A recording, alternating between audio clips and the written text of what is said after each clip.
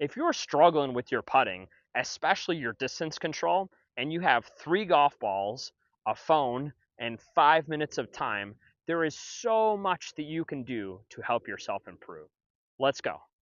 Hi everyone, I am Ben Nelson, PGA teaching professional out here at the David Impastato Academy, and I'm going to show you how these 3 golf balls can really help you transform your distance control. What you're going to try and do is put 2 of them equal distance from a 3rd golf ball, or if you'd like, you can just put 2 golf balls a decent distance apart from each other. Right now, they're about the length of my putter across from each other. And then I'm going to try and take this 3rd golf ball, and I'm going to try my best to place it right in the middle. I tend to put it a little bit back from those 2 because this might be one that I hit later on. But what the drill is, and what we want to try and do, is we want to try and figure out how to get the putter to move backward and forward the same distance. And again, all I'm trying to do is use my hands and move my hands backward and forward, rocking my shoulders. I'm not using my wrists. I'm not bending my wrists. I'm not bending my elbows. Again, we are really trying to simplify our putting motion. I don't want to use my hips a lot. I don't want to twist my shoulders a lot. No elbows, no wrists. We don't need those things because we're not trying to create a lot of speed. So the speed that I do need to create, I can create only by rocking my shoulders backward and forward. And if I can do that, my putting motion is very simple.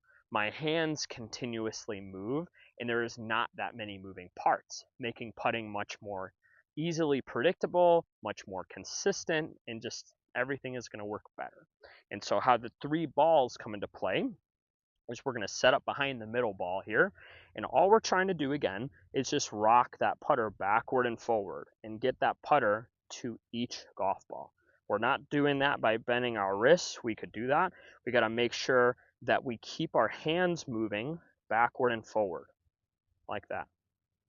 And if we can do that, you're going to see this looks like a very big arc, but I'm training the motion. I'm training the movement. I'm learning how to rock my shoulders. I'm not bending my elbows. That's going to kind of throw the timing off, which is where a metronome can come in. You can take a metronome on your phone, and you can get it to time up with both of these golf balls. 1, 2, 1, 2, 1, 2. Most often what I see people do is 1, 2, 1, 2, or 1, 2, 1, 2. And if we have an acceleration or deceleration in our putting, then that's for sure going to make those wrists overactive. They get used more than we want, and then our putting is all over the place. The other thing that I like to tend to say to people is that if you are left-handed or right-handed, the ball being struck would go the same distance, backward and forward. So use those golf balls as guideposts to make sure that you lengthen that stroke backward and forward. And then when I hit it, what I think is really important is that you put into your pre-shot routine a couple of motions.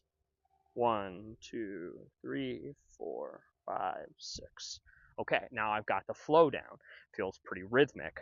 I'm going on my time.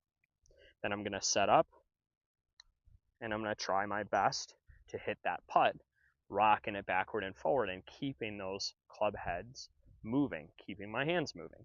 If you can do that, again, we're going to limit how much our elbows and our wrists move around, which is the most common fault. And if I can do that, I very much simplify my putting stroke.